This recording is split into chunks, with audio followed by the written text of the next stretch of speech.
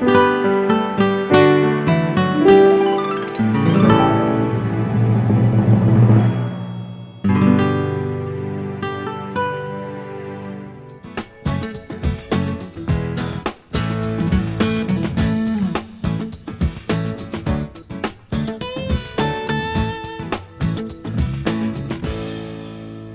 I'm Al Sutherland with your Mesonet Weather Report.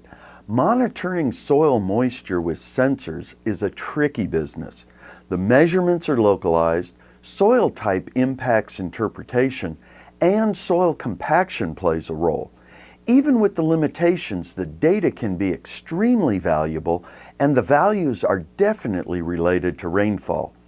Today we have two plant available water maps for you. The first is a map of plant available water from the surface down to 4 inches from January 7th. It shows a large area of dark brown dry soil in the north central part of the state. Freedom stands out at 0.05 of an inch, the same value for Blackwell to the east. Our second map shows plant available water from the surface down to 4 inches 7 days later, after a rain and snow have swept across Oklahoma. The soil water at Freedom rose to 0.82 of an inch, with Freedom recording 0.88 of an inch of precipitation.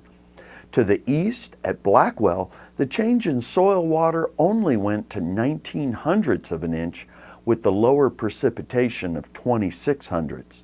The Panhandle numbers are missing from the January 14th map due to frozen soils. We're just beginning to learn about this new Mesonet soil moisture product. We hope you take the time to learn with us. Gary, is drought relief on the horizon? Good morning, everybody. And as usual, wherever you're at watching this, I hope it's raining on you. And as usual, let's start out with the latest U.S. Drought Monitor report, see if we got any good news this week. Unfortunately, all I have this week is bad news. Now, I guess some good news is we didn't expand drought very much. We did have that improvement last week down in the southeast, but once we took a look at the statistics, we had to expand the D4 or exceptional drought up in the northeastern parts of the state. Other than that, no real changes in this week's map. We can take a look at the latest 3-month temperature and precipitation outlooks from the Climate Prediction Center.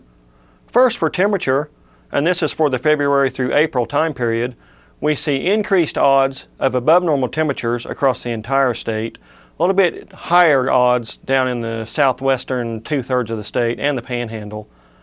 And then for precipitation, we see increased odds for below normal precipitation over that 3-month period over the western half of the state, including the Panhandle. Now, when the forecasters at the Climate Prediction Center took a look at those maps and they came up with this U.S. seasonal drought outlook, I'm afraid it ended up looking pretty nasty. In fact, for the entire state and much of the central part of the United States, in fact, we see odds of that drought either persisting or actually intensifying. And that's again for the current period through the end of April. So the odds look a little stacked against us right now. But of course, spring is right around the corner, and there's rain in the forecast over the next few days, so there's always hope. That's it for this time. We'll see you next time on the Mesonet Weather Report.